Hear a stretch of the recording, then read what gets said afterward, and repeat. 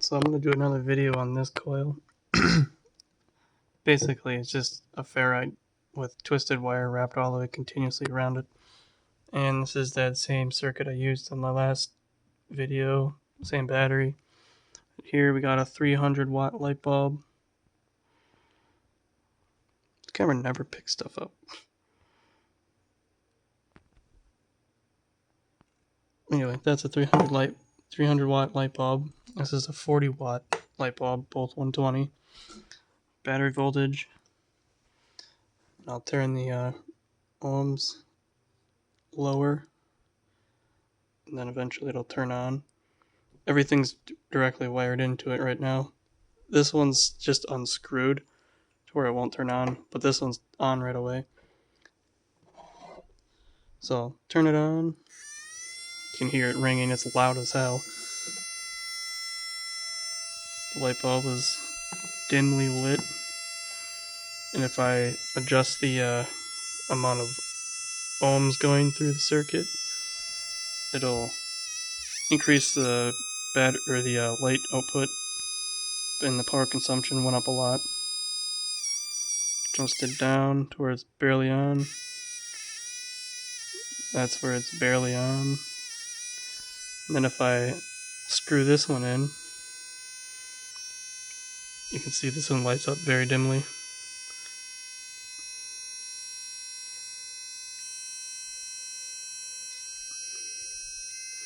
Alright, now I'm going to keep that one off. Now here's a magnet. I'm going to put this on here just so it doesn't go directly to the coils. But now watch when I put the magnet on here. I'm just slowly dropping the magnetic field into the core.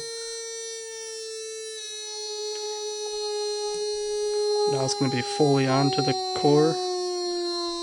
Now it's fully attracted to the core in one spot, and it increases the output.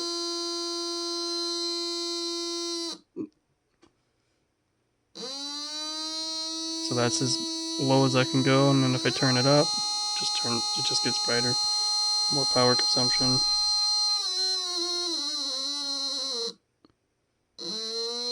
So this is as low as I can go. Then if I turn this one on, that one's on, off, on, off. It's kind of strange. I think it's because the coil is continuous. It's not like a half section. I do want to make one that's a half section, and then have the power side and the switch side, or only have one spot in a small section open for the signal side, I should say, and the rest would be pickup, or the transferring, where it's oscillating the field. But this thing's loud. But or it'd be interesting to put a magnet, like say cut this in half to slide a magnet in between to close the loop, but with a field being inside, and then pulsing current in a field inside of the core. That would be interesting too to do. But a ferrite works better than a steel core, that's for sure. I think it's just something to do with the magnetic saturation inside the core interacting with the coil. But yeah, it's pretty neat. It's actually got quite a bit of power output too, because this actually gets pretty bright for a 300 watt light bulb, and this is only 12 volts. Well, 13. I don't even need any higher voltage for it to work good.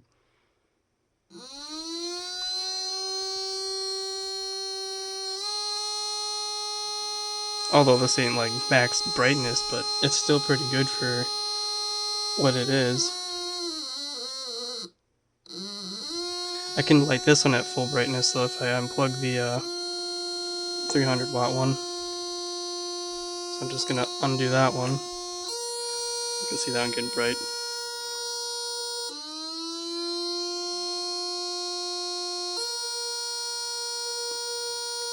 The wattage actually increases when I have just that one.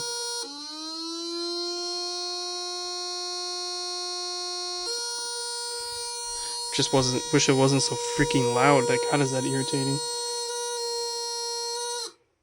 It's irritating. Alright, I know when I put my really large 3" by 1.5" neodymium magnet on here, it actually made the sound go away and it got way more efficient. So I'm gonna drop that in there next and see if that does the same thing as it did last time. But the last time I was not using MOSFETs, and this isn't even hot. But now I'm using MOSFETs, and now they gain more current. So yeah, this is interesting. All right. Now I'm back. I got my large magnet on one side of the coil, and it's a little bit more of a difference.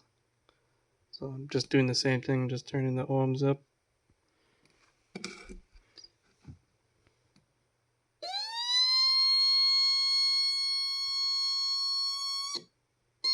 But by me changing the amount of ohms going to it, doesn't really change the output like it did before.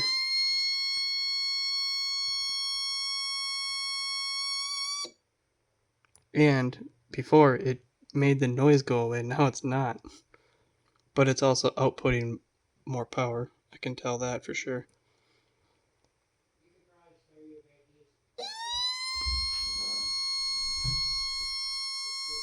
You can see that it's pulling quite a bit of energy from the battery. I'll put it on its lowest setting, and then I'll turn this one in.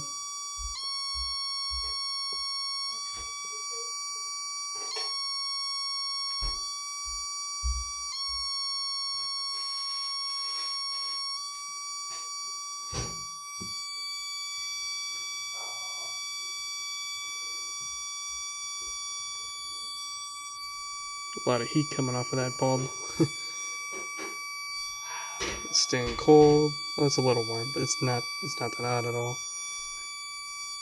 But yeah, pretty neat. You can tell that there's current going through the wire. See how it's pulling towards the magnet?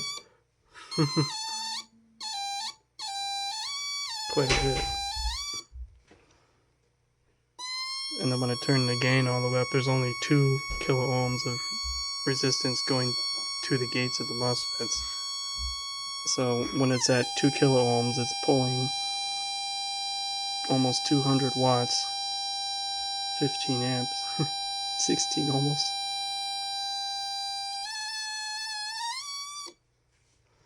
Alright, that's enough of that screaming coil, goddamn.